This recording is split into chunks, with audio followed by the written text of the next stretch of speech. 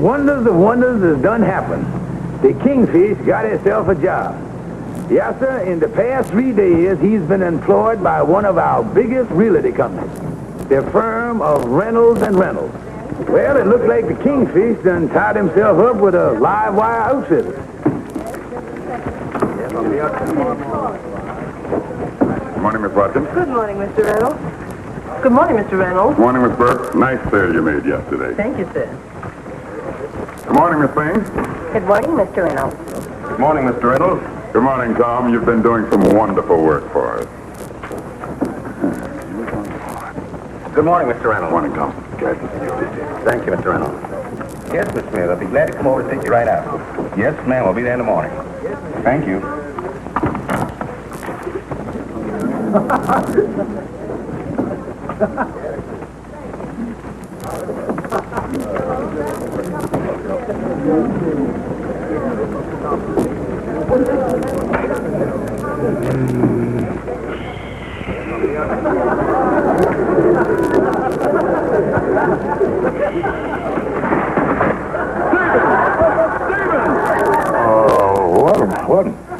Want to buy a house?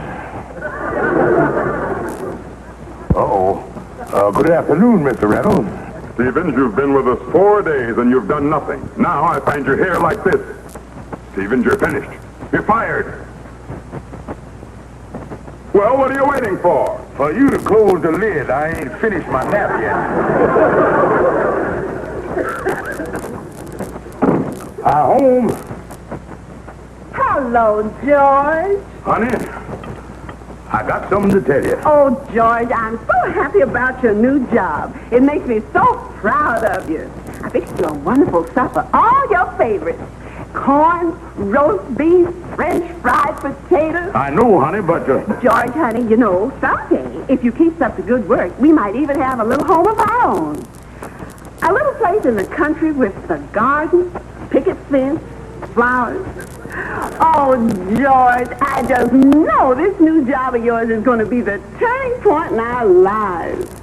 But you just got to give me my job back. I can't let my wife down. I'm sorry, Stevens. There's just no place for a man like you in my organization. But, Mr. Reynolds, I won't sleep no more. I'll work day and night if you give me just one more chance. Anything. Stevens, I'm going to give you another chance. We've just taken on 4 houses up around Yonkers. Now, if you can sell one of these between now and, let's say, Saturday, we'll put you back on the payroll. Thank you, Mr. Reynolds. Thank you. Thompson will give you the details. Thank you. Thank you.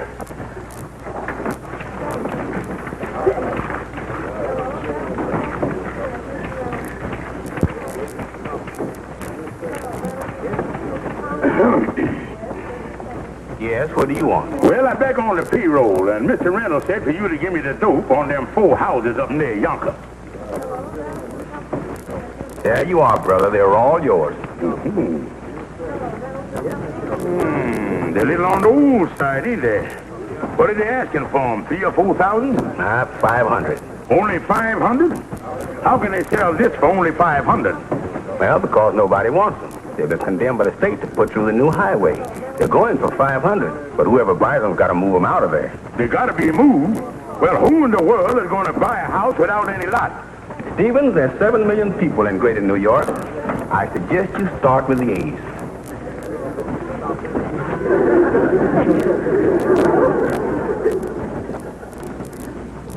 Hello? Is this the residence of Mr. Aaron Abyssinian? Fine. Well, this is Mr. Stevens of the Reynolds Company. I got a nice house for you up near Yonkers. Yeah, 2 stories, 3 bedrooms. The lot. Well, I can explain that. See, there ain't no lot, but it would be easy for you to...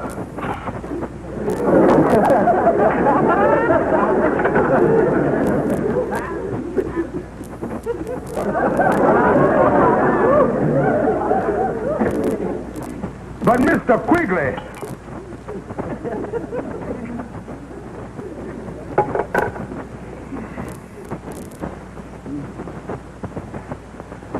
But Mr. Ziegensfield...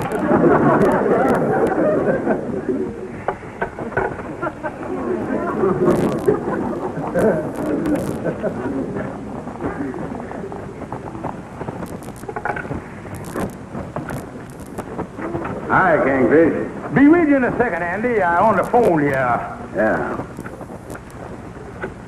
You see, I got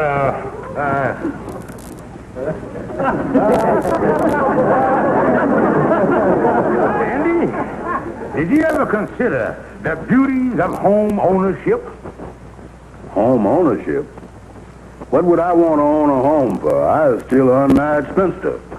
Oh, Andy, I'm talking about a place in the country. Do you realize how unhealthy the city is for the human physiognomy? Well, it can't be too unhealthy. Most of the people I've seen walking around is alive. Oh, Andy, I'm talking about the air. With all the cars, you was breathing the carbon peroxide. Yeah, son, you was breathing what the cars have thrown away. That's bad for you? Oh, yeah, Andy. There's nothing like the country. With the honeysuckle twining and the magnolias knolling, oh, I tell you, it's a vegetable paradise. And you know, Andy, I don't think anyone has ever expected quite like that great Greek poet Omar Khayyam. When he said, give me a house by the side of the road, a jug of wine, a hank of hair, and thou. Well, that's a mighty pretty thought, all right, but it don't make too much sense, do it? Well, I admit it suffered a lot in the translation, but what Omar was driving at was you ought to buy yourself a house. Yeah. You know, I didn't think I wanted a house when I come in here. The exhaust fumes and Mr. Kayak and the magnolias, it don't sound like too bad an idea. Nothing like it, Andy. And I got just a place for you, Andy. And it's only $500. Not a bad-looking house. $500. What's wrong with it? You can see there ain't nothing wrong with it, Andy. You can see for yourself there. Yeah, it looks all right. But a house is a lot of expense. Taking care of the grounds and everything. I tell you, Andy, with this house, the grounds is one thing you don't have to worry about. Andy, go down to the real estate office now and sign the paper.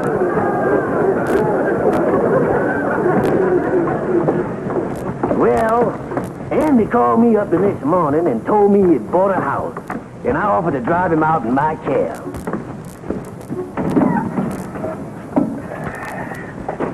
Sure was nice of you to offer to drive me out to my new house in your cab, Amos. Oh, don't mention it, Andy. I'm anxious to see your place myself. Sounds like a wonderful buy. Oh, yeah.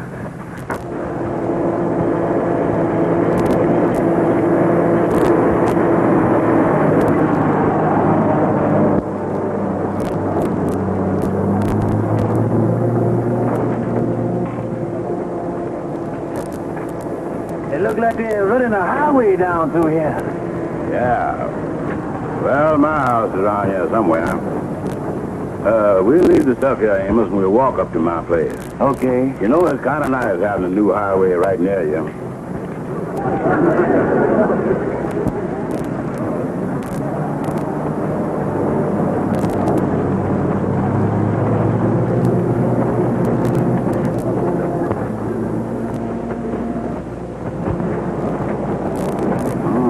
Kind of early to be looking for stars, ain't it? Oh, no, Andy. That's a surveyor. He's laying out the highway. He's going straight through where he was looking up there. Yeah, let me see here.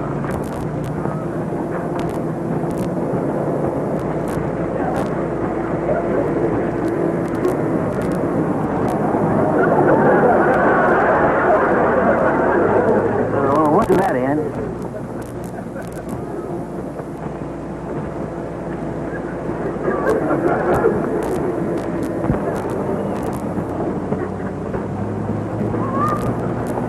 I want to ask you some questions about that house down there. Yeah? Do this new highway you building go to the right of it? Well, does it go to the left of it? Do the highway make a dead end just this side of the house?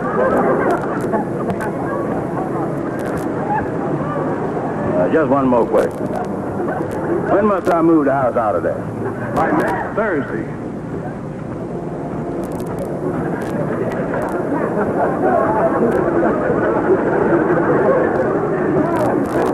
All right. By any chance, do you think the Kingfish done tricked me again? I was very gusty. Great work. I didn't believe you could do it. Thank you, Miss Watkins. And let me tell you, Stevens, I'm a man of my word. You go back on payroll as of today. Thank you. It was a great piece of sales work, Stevens. Selling a house without a lock. I trust the buyer is happy. Oh, happy as a lark. I tell you, Stevens. Excuse me. Yes, Miss Watkins? There's a Mr. Brown out here to see Mr. Stevens. Mr. Brown for you, Steve. Mr. Reynolds, I sure that you was familiar with that old expression, discretion is the better part of valor. Well, if you'll pardon me, I'll discreet myself down that fire escape.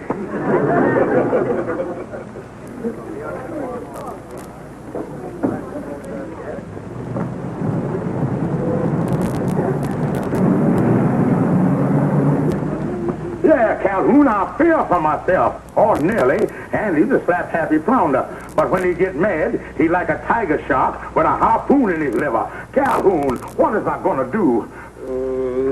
Kingfish, you have got to get yourself a bodyguard. A bodyguard? Oh, you mean someone to protect me from Andy? Yeah. Oh, boy, that's a great idea. But Calhoun, does you know any bodyguarding? I'm happy to say that among my acquaintances, there's one Slugger Judson, one of the greatest heavyweights that ever kissed the canvas. Fine, Calhoun. I go over to the lodge hall now, and you have him meet me there. Oh, boy, that bodyguard is a great idea. Now, Slugger, is you sure you got this straight? Because the details is very important. You sure I got it? What do you think I am, stupid? I better run over this with you again. Now, I'm going to send for this here Andy Brown, and I'm going to have him meet me here. And I want you to get in the closet there, and if he starts something, and I can't handle him, then I'll give the signal, and you come busting out the closet and take the boy apart. Yeah. But what is the signal? Oh, let me see. Let's see. I got it. How about that Indian name that the pirate troopers use? Geronimo. Yeah, the Indian name, Geronimo. Now, when I Geronimo, you come out Slugger. Yeah. Out here. Now, I go down in the basement and tell Lightning to go across the street to the pool hall and tip Andy off that I is here. And that way, he'll be off his guard, and he won't know what he's walking into. Yeah. This whole thing gonna look like a pleasant afternoon. Hey, you mind if I use your phone? I gotta call my manager. Yeah, go right ahead. I'll be right back.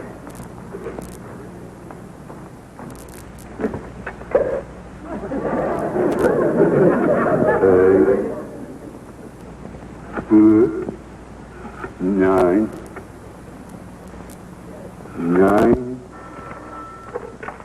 Hello? Oh, Joe. This is Slugger. Well, where have you been?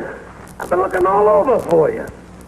Get down here right away. Oh, I can't come down now, Joe. I got a little job, but... Listen, you lug.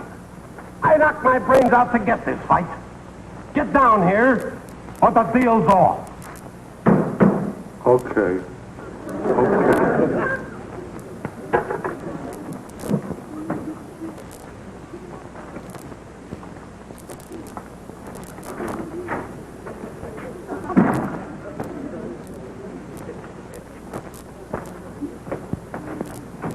That's right, Lightning. You pop across the street to the pool hall and give Andy Brown a hint that I is here. Yes, I'll put it right on over there.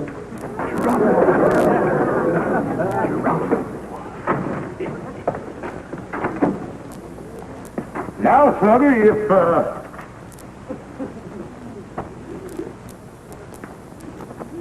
That's it, Slugger. Stay in the closet. That's you in your head, Slugger. Now all I gotta do is sit here and wait for the slaughter.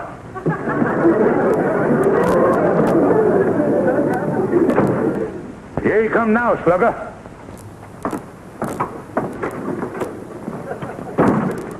Kingfish, give me my money back or put up your dukes before I start closing your face in from 5 directions. Now wait a minute, fat boy. That boy, You heard me. Now, don't come fussing in here like this. I'm liable to lose my temper. you liable to lose your temper. You talking awful big, Kingfish. So what? What are you gonna do about it, stupid? I'm going to find out if your fist is tough as your mouth. That's what I'm going to do. You asked for it. Geronimo. Just step back here and wait for the massacre. Punch you right in the nose. Geronimo. Kingfish, what's going on here? Stop. Now, wait a minute, Andy. Andy, wait a minute. Geronimo. Hiawatha. Right in the face. Jim Thorpe. Kingfish, stop defending yourself. Time out, Andy. I'm out. Yeah, I got to step in the closet here and investigate the Indian situation. Be with you in a minute, Andy. Slugger, where is you? Slugger, Slugger. This ain't no time to be playing puss in the corner. Kingfish, come out of that closet before I come in and tear you apart. Be right with you, Andy. Slugger, Slugger.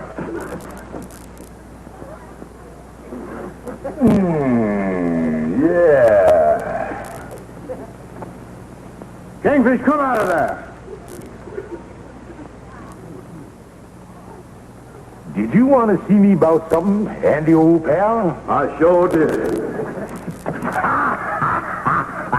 Andy, I bet for a minute you thought I was serious about beating you up. Didn't you, good friend, sweet boy, lifelong pal? Oh, don't give me that stuff. Now, wait a minute, Andy. The whole thing was a joke. Kingfish, this is the dirtiest trick you done ever pulled on me. Sticking me with a house that ain't got no lot. Now, wait a minute, Andy. I'm going to make good. I'm going to make good. You is? Why, certainly, Andy. You don't think for a minute that I'd stick you for a house without sticking you for a lot, too. Sounds more like it. Now, Andy, I'm going to supply the lot, and you can move the house right on it. Meet me here at 3 o'clock this afternoon, and I'll have everything worked out for you. You ain't up to no tricks, is you? My word of honor, Andy. I'm going out now and get you one of the finest lots in the whole city of New York. Well, you better, Kingfish. That's all I got to say. That's right, Mr. Reynolds. You being a big real estate man, I thought I'd come to you. I want to buy a lot, one I can move a house on. Well, I don't know what this is all about, but I'm sure we can help you. Just what did you have in mind? Well, a large residential lot, nice neighborhood, view, shade trees. Fine. Just, how high did you intend to go? Well, if things is right, I'm prepared to go as high as $82.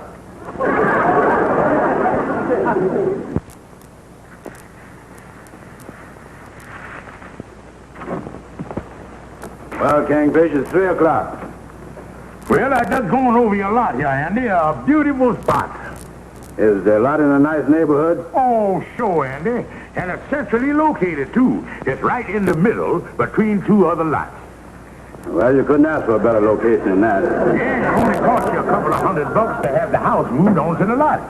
Yeah, I might live in the house while they're moving it. That's right. The trip might do you good. There's no thrill like whizzing through the city in your own home. Yeah, well, let's figure where to put the house on the lot. I want a nice backyard, you know. Well, here's the house plan. Okay. Now, I'll take the dimensions of the lot and see how much room we got. Yeah. Width of lot, 35 feet. Width of house, 42 feet. Andy, I think we better go over these figures again. They ain't jibing like they oughta. Width of lot, 35 feet. Width of house, still 42 feet. Andy, I think I hit upon what the trouble is. Your house is a wee bit bigger than your lot. A wee bit? Kingfish, this house is 7 feet too big for this lot. What in the world is we going to do? Well, Andy, there's nothing to get excited over. In the real estate circles, that's what's known as overlapping. I think the smartest thing to do is make a few altercations. Altercation? Yeah, now you could cut 7 foot off of the house and bring the outside wall in, and there you is. Yeah, but what do that do to the inside of the house? Well, now taking 7 foot off of the dining room won't hurt it a bit. You still got a nice-sized dining room, 12 by 3. 12 by 3. I'm going to need a long, thin table in there. But Andy, taking 7 feet off of the kitchen won't hurt that either. All you lose there is the sink, refrigerator, and stove. Yeah, sounds like I won't need the table in the dining room after all. Yeah, come on nice upstairs here, too. All you got to do is cut off... What's the matter? Well, Andy, I think if you cut off 7 foot off of the bathroom, it's going to make it just a little bit inconvenient for you. So half of the tub inside the house and the other half out. Half the bathtub outside. Well, that ain't going to look too neat, is it? Well, you can spread a little ivy over there and make it look like a window box. Yeah, but when I takes a bath, how is it going to look to people passing by? Me sitting up there taking a bath in the window box. Andy, you just got to wear your bathrobe when you take a bath. Oh, yeah. I'll wear my print one, and they'll think I was a geranium. Andy, putting a 42-foot house on a 35-foot lot is just a minor problem. Now, wait a minute, Kingfish. I've been thinking this whole mess over. Now, I ain't never been a fussy guy, but I ain't gonna stand for jamming that big house on that little lot. You gotta do something. Now, wait a minute, Andy. A bargain is a bargain. You bought the house, and that's that. And if you don't want the lot, that's your business. Now, wait a minute, King. Don't you dare lay a hand on me, Andy Brown. I happen to be a real estate broker, licensed by the sovereign state of New York. Well, what's that got to do with it? And who is the sovereign state of New York? The people. Well, And who do the people elect as head of the sovereign state of New York? the governor. That's right. And have you got the nerve to stand there and punch Tom Dewey in the nose? No, I don't want no trouble with the governor. I ain't got nothing against him. And on top of that, I can't give you your money back. It'd be a violation of the building code. Well, how would it do that? I sold you a stucco house, and under the law, you is a stuckee. Get out of here before I think of some other law you done broke.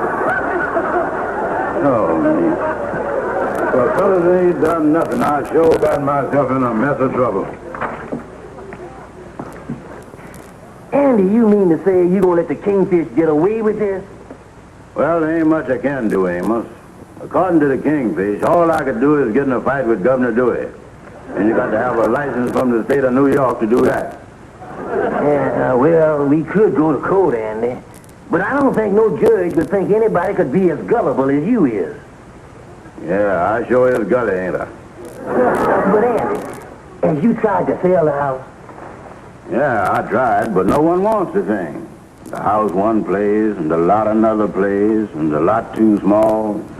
And the highway people say if I don't get the house out of there by tomorrow, they're going to slap a fine on me. Yeah, the way the Kingfish has been pushing you around, you suddenly is entitled to a break someplace. And Andy, maybe something will turn up by tomorrow.